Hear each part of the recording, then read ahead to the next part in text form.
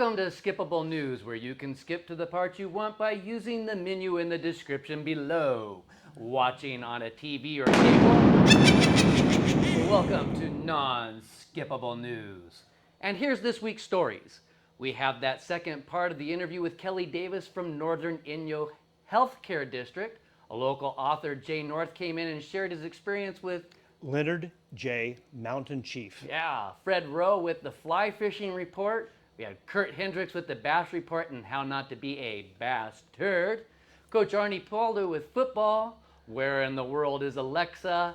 And our new favorite segment, Butt Hurt Comment of the Week. Lots of fun and scary events taking place this week, like who's got COVID and are they wearing a mask while out trick-or-treating. I'm not really trying to make fun of or be political here, but our COVID numbers did go up. We are number 1 in California and number 7 in the country. Be safe out there and social distance. For the following events, please check their website to see if they are canceled or if they are modified because of the new COVID guidelines. Calvary Baptist Church is having Trunk or Treat on Halloween, Sunday, October 31st from 5 p.m. to 7 p.m. For the adults in the community, there is a Halloween costume contest at Wanaha Casino on Halloween. Registration is from 7 p.m. to 9 p.m. with judging at 9:15. Win up to $500. They also have a pumpkin carving contest happening at the same time, and you can win up to $250 as long as you have all of your digits left after carving. Of course, the fairgrounds is hopping this weekend. Pumpkin carving contest is Friday, October 29th. Drop off your pumpkins from 4 p.m. to 6 p.m. Age groups are kindergarten to 5th grade, my apologies there, 6th grade to 8th grade, 9th grade to 12th grade, and then 18 and up. Winners get movie tickets to the Bishop Twin Theater. If you're COVID conscious, you can go to the drive-in and watch Rocky Horror Picture Show on Saturday, October 30th at 7 p.m. Of course, that same day, Trunk or Treat and the Scare Zone is from 6 p.m. to 8:30 p.m. And then Sunday night, the official Halloween at the drive-in will be the original screening of Halloween.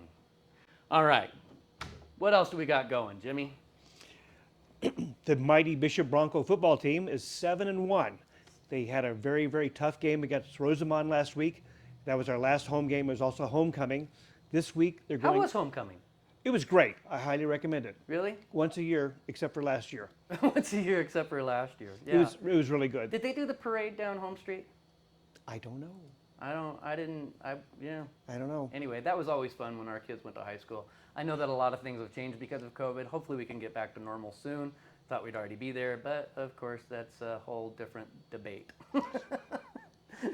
Anyway. 580 Tell days. us about, back to football. My bad, This week is an away game at Boron High School, and this is a tough team. They're a good team.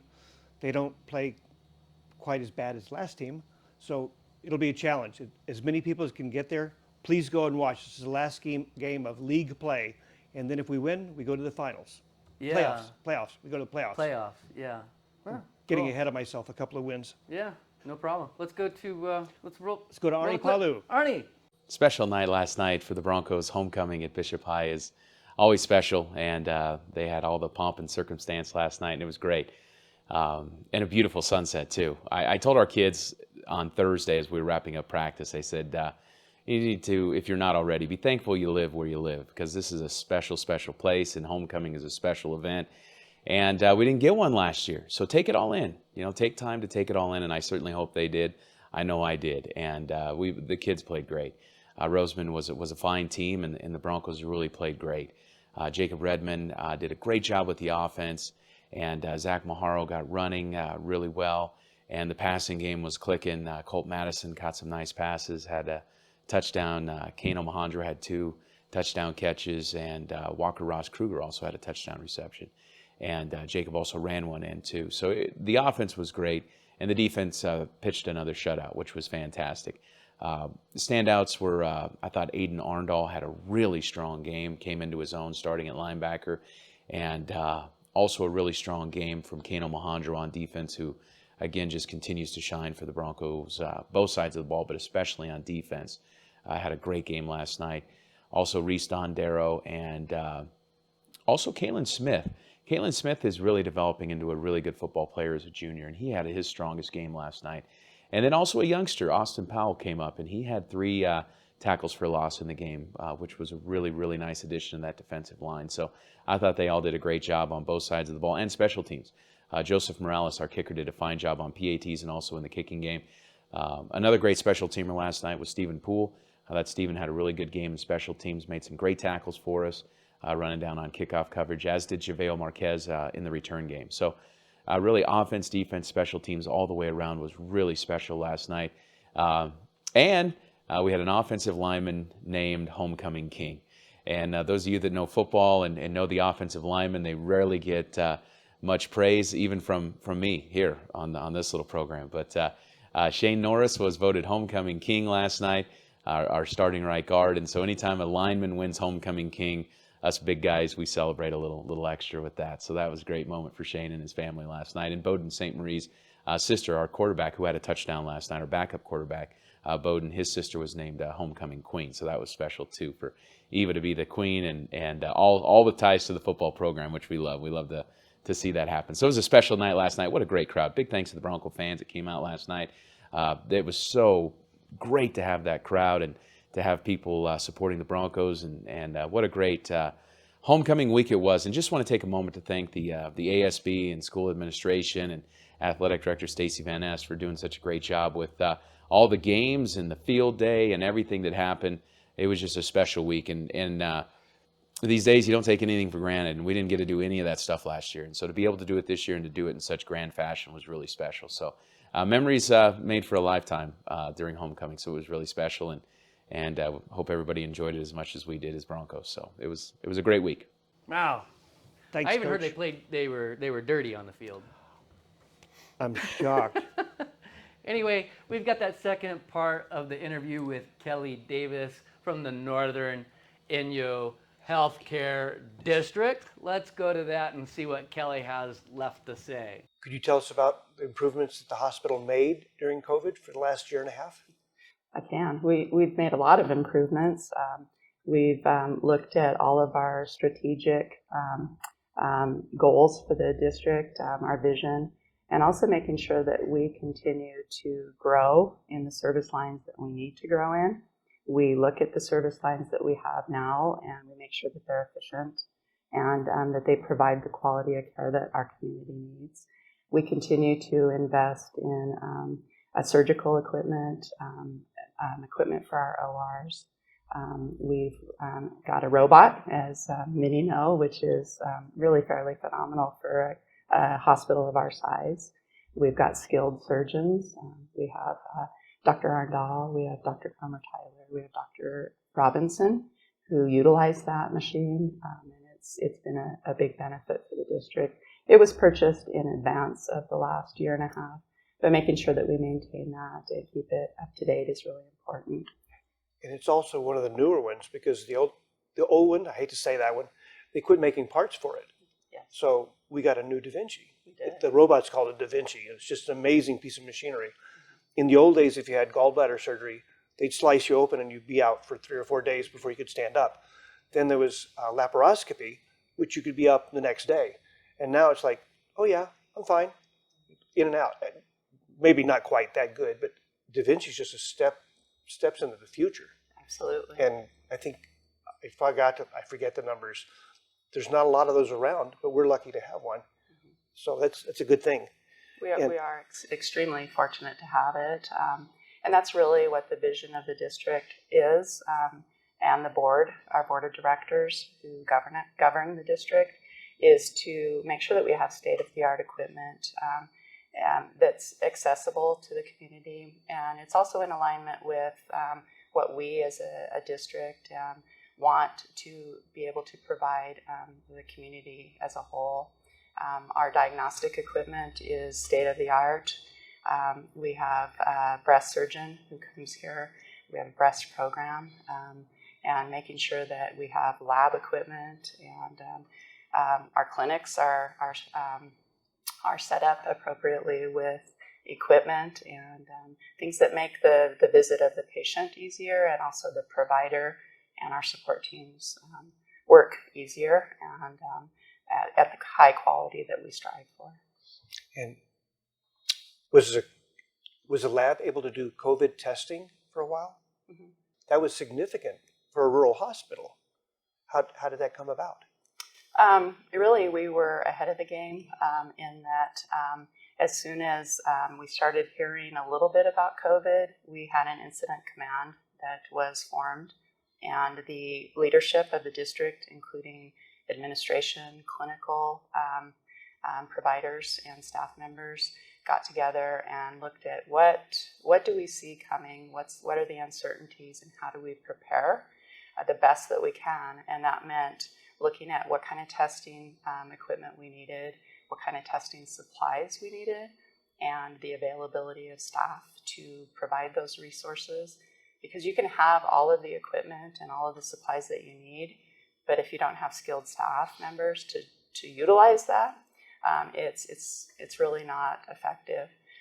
So our incident command quickly set up our respiratory care unit that was to focus on COVID patients, and we made sure we had testing availability. We had protective equipment for staff and providers, and that we were ready for what we thought might be coming. And some of it we didn't have to fully use for a while because we were ahead of the game, but when we were ready and needed it, it was available. So that was really the forethought that was so extremely important. And our chief medical officer, chief nursing officer were just really spot on in preparing the team for that. And that incident command continues on a weekly basis. They meet every Wednesday morning. We talk about what's going on and make sure that we're prepared, and any strategic changes that we need to make are set in place, and what those workflows look like. So, and then that information is cascaded out throughout the district to all employees and providers, so that they know every Wednesday night, Barb Lahan, our strategic communications manager, is going to be sending out a multi-page, usually 6, 7, 8 pages of information. And very interesting. Jimmy, as I said last week, great interviewer, really loved it. Thank you very much. You do a really good job. Hey, it's fishing time. Let's go to Fred Rowe and the fly fishing report. He taught us a lot. Green, something olive, and a stoner nymph. I know. I'm going to go out and try those for sure over the weekend. Let's go to Fred. Hello, I'm Fred Rowe from Sarah Bright Dot Fly Fishing Guide Service. I've been teaching, writing, lecturing, and guiding on fly fishing since 1982. Let's get to this week's fly fishing report. The Lower Owens River is at about 150 CFS right now and is expected to drop to 100 CFS by the end of the week. Fishing in there is phenomenal. We can wait just about anywhere we want, and there's a size 20 blue-wing olive mayfly hatch coming off middle of the day. There's even been enough activity that the fish are coming up, taking the insects off the surface, so that the dry fly guys are in love with catching fish. But most of us are nymph fishing. I took my Euro rig out this weekend and caught 8 fish in a little more than an hour, fishing with blue-wing olive imitations like olive paradagons and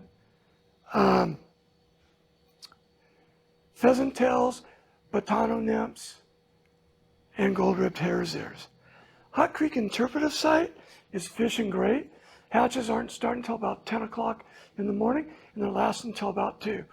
There's been the trico hatch, followed by the caddis hatch, followed by the blue-wing olive. Tricos are small, 22s or 24s. The mayflies are 20s, as is the caddis. Hot Creek Canyon section, a little quicker water, a little easier to fish, and it nymphs much better in there. And we're using size 18 pheasant tail nymphs underneath a size 16 Adams parachute for the dry fly as an indicator. Upper Owens River, we've got a few more trophy trout coming into the system, but it's still pretty tough fishing in there. We're going to fish pheasant tails, hare's ears, prince nymphs, and the stoner nymphs. And finally, where I just came from is Bishop Creek Canal is fishing great with size 20 olive quilligons and pheasant tail nymphs. And that's this week's fishing report, brought to you by Sierra Bright Dot, Fly Fishing Guide Service. We can be found on Facebook and Instagram. Thanks, Fred. We really appreciate it. You are awesome. Now to another natural on camera. We're going to go to Kurt Hendricks. I almost said Davis. I did say Davis. I'm correcting it. Kurt Hendricks with the Bass Report and how not to be a bass turd. I hate air quotes. Roll it. What is going on, Eastern Sierra? My name is Kurt Hendricks. Instagram, Inyo Kurt.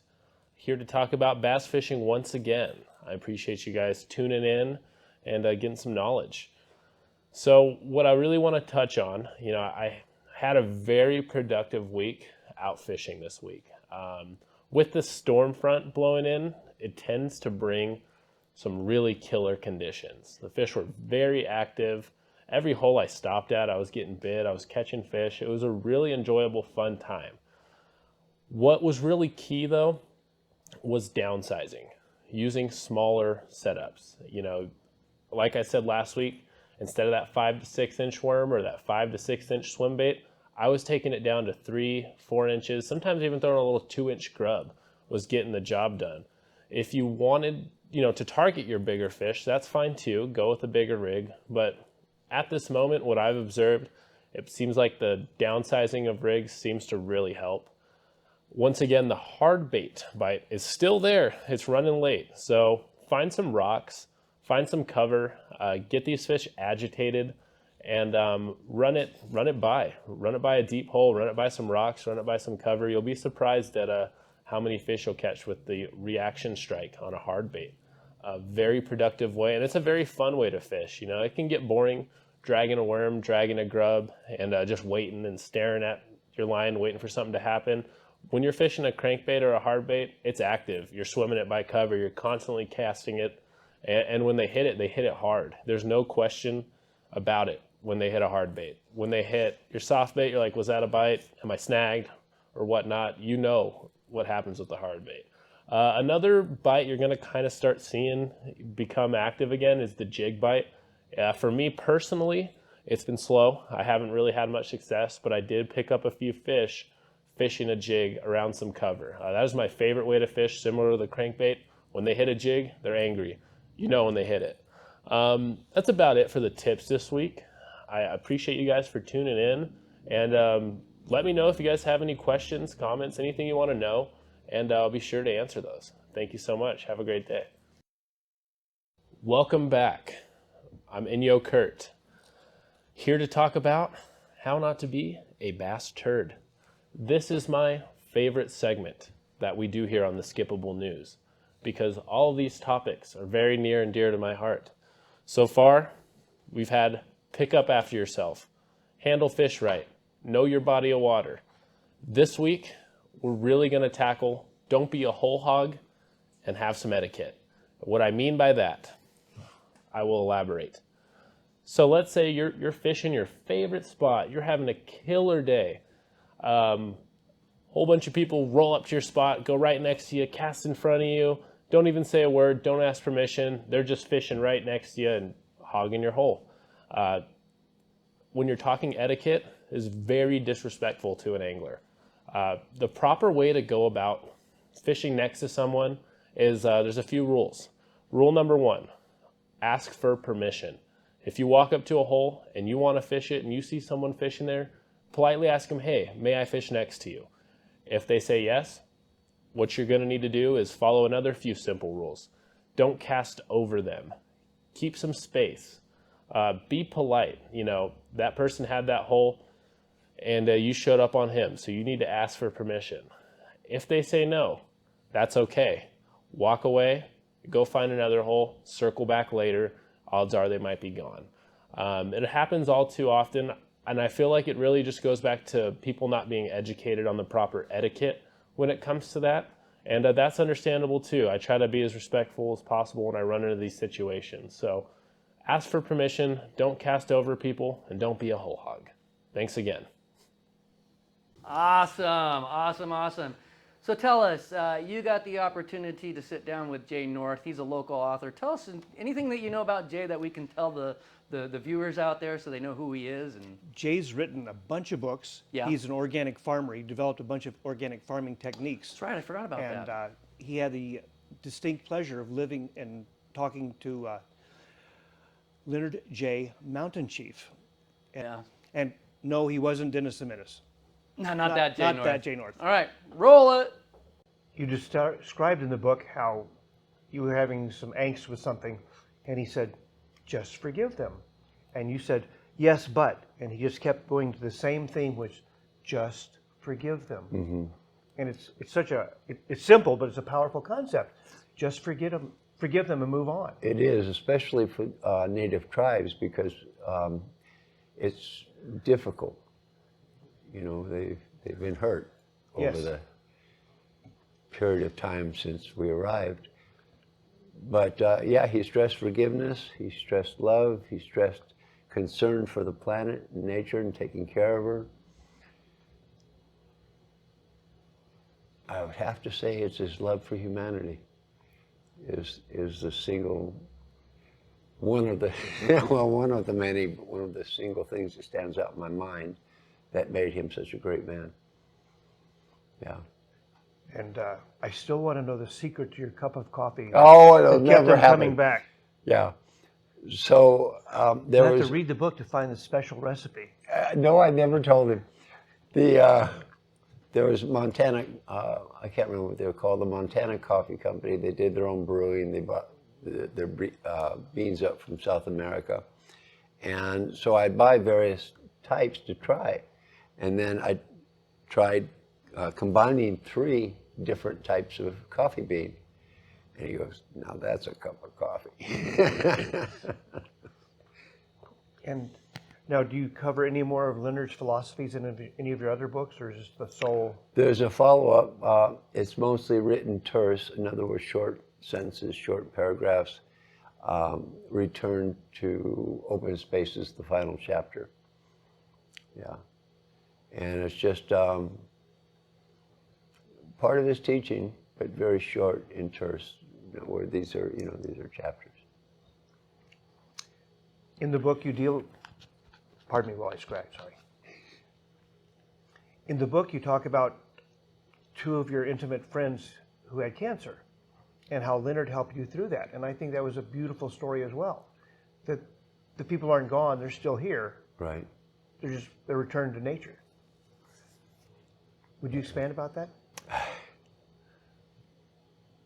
If you can, it's okay. Well, I had a best friend, grew up with, a fellow named Malin, and we did a lot of stuff together over the period of our lifetime that we'd known each other. And he was a fly fisherman. He's, from California mostly. He was living in Utah at the time. And I said, Malin, you gotta come up. So he did, and he was pale, as thin as I am now. And I said, oh my. Yeah, he had cancer. So we were floating Middle Fork of the Flathead River, and Leonard said, can I come? Well, she sat in the back of the raft and just went along. That's it's kind of a fun story. And we reached this part of the river, it's called Flat Rock, where you get out and have your lunch, normally, and we did. And Leonard and I took a walk up a little grade, and Leonard says he's not well. I said, yes, I know, I can see that. he's not going to be here in his body for much longer. He said, but he'll always be with you. So, yeah, when he left his body, it was depressing, but Leonard was right. He's right here with me now, and so is Leonard, and so is Pammy. All right, are you guys ready for this? Where in the world is Alexa with the weather beaming in live through our satellites in the backyard of Sierra Wave? Alexa, 7-day weather forecast. In Bishop for the next 7 days. Thursday, 74 degrees Fahrenheit and mostly sunny weather. Friday, 74 degrees and mostly sunny weather. Saturday, 74 degrees and partly sunny weather. Sunday, 70 degrees and mostly sunny weather. Monday, 65 degrees and lots of clouds. Tuesday, 65 degrees and mostly sunny weather. Wednesday, 71 degrees and partly sunny weather. Thank you very little. Yeah, thanks, Alexa. I wouldn't want to be reporting where she was reporting from. Yeah, I assume Sizinitz. For those of you who speak All Czech. right, now for the real serious news. Butthurt comment of the week. Not butthurt yet. I'm just so excited. I see that the offerings to the ancient gods of Buttopia have been placed on the top of their sacred sacrificial altar, but I'm curious, who has been selected as the Buttopia high priest or priestess, aka the greatest beep holes of the ceremonies, the sacred sacrificial butthole, the lubricator of the sacrificial butthole, the keeper of the sacred butt pumpkin, and the master stuffer of the sacred butt pumpkin. I hope there's food vendors during the festivities and maybe a balloon animal guy for the kids. Let me know what you all find out and I'll throw my name in for the master stuffer. I want to say in advance that when Jason's not here next week, that we'll be having a guest host. Why won't I be here next week? When you're suspended for reading that thing on the air. Because of the seriousness of this pagan ritual, we've sent Bill Snyder live to find out just what ancient Buttopian gods these are and to give a sacrifice on behalf of Sierra Wave and Laughing Parrot Skippable News. Let me see. Bill, are you there? Bill. Bill's there. This is our first remote. Go to Bill. Bill Snyder on the street, actually on the corner of Hobson and Clark in beautiful downtown Bishop, where apparently there's an offering to the Buttopian gods. And, you know, this time of year with, well, you know, COVID rearing its ugly head, I hear there's going to be creatures roaming the streets, all kinds of weird things. You know, go ahead, offer your Buttopian gods a little offering, which I'm about to do right now on behalf of Sierra Wave Media, Laughing Parrot Productions. What do you say? Let's hope it works. Oh, great gods of Buttopia, or whatever the Buttopian gods are, I offer you candy corn. Please accept my humble offering and grant graciousness upon us, and may we all benefit. Oh, it's candy corn. Oh, Bill. God! It went staticky fuzzy. Bill! I guess the ancient Buttopian gods don't like candy corn. I like Bill. I'll miss him. I liked Bill a lot too. Let's have a moment for Bill. All right, any closing remarks? I'd like to give a shout out to Elvira and Count Floyd, who have made Halloween a special time for me all these many years. And Count Floyd, this one's for you. Oh! All right, thanks for watching this episode of Skippable News. We will see you next week.